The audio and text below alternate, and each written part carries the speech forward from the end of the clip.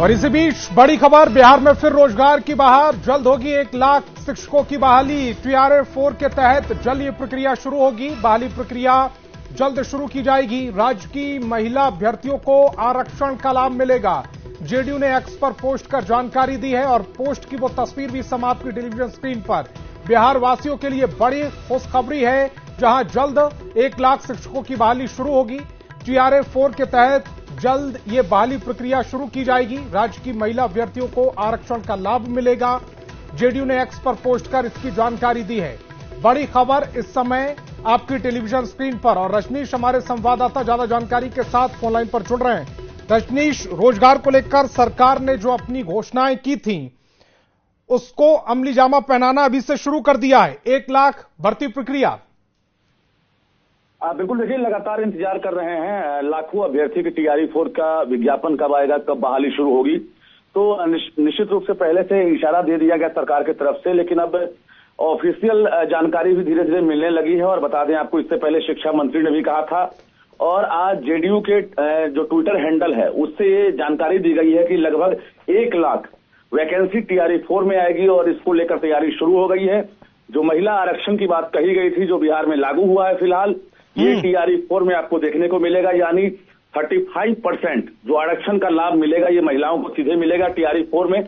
और जो सीटों का कैलकुलेशन है उसकी प्रक्रिया भी शुरू हो गई है। तो 31 तारीख के बाद तमाम जो जिला शिक्षा पदाधिकारी हैं वो खाली पड़े हुए पद, वर्तमान टीचर्स की संख्या, स्टूडेंट और टीचर का रेशियो, और इसके साथ साथ जो हेडमास्टर और हेड टीचर के जो खाली हुए पद हैं उनको कैलकुलेट करते हुए शिक्षा विभाग को सूची भेजेगा जिला। उसके बाद जो है शिक्षा विभाग की तरफ से आयोग को रोस्टर जाएगा, तब जाकर ये विज्ञापन जारी होगा। यानी 15 अगस्त के बाद कभी भी TRA-4 का विज्ञापन जारी हो सकता है। जी, लेकिन इसका ख्याल रखना होगा क्योंकि इसी साल चुनाव है और ज्यादा वक्त बचा नहीं है, तो फिर जो आचार संहिता लगती है उससे पहले ये वैकेंसीज आनी होंगी, और इसको ख्याल में रखते हुए जो विज्ञापन जारी करने की आप बात कर रहे हैं वो जारी होगा।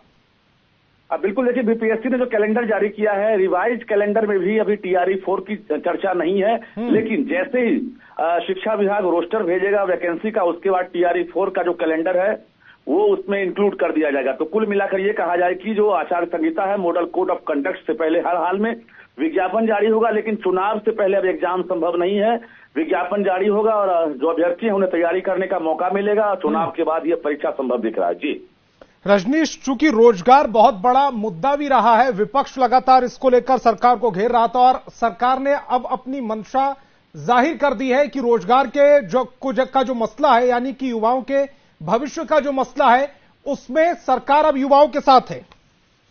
बिल्कुल, देखिए जो यूथ है, खासकर बेरोजगार यूथ, वो तो इंतजार कर ही रहे थे। पिछले 2 साल से लगातार बिहार में जो शिक्षकों की लगातार बहाली हो रही है, ऐसे बीएड करने वालों की तादाद बढ़ी है, और इसके साथ साथ जो तमाम अभ्यर्थी हैं वो एस्टेट की भी मांग कर रहे हैं। एक सबसे बड़ा सवाल ये है कि 2025 में एस्टेट लेने की बात कही गई थी, एस्टेट परीक्षा नहीं ली गई है।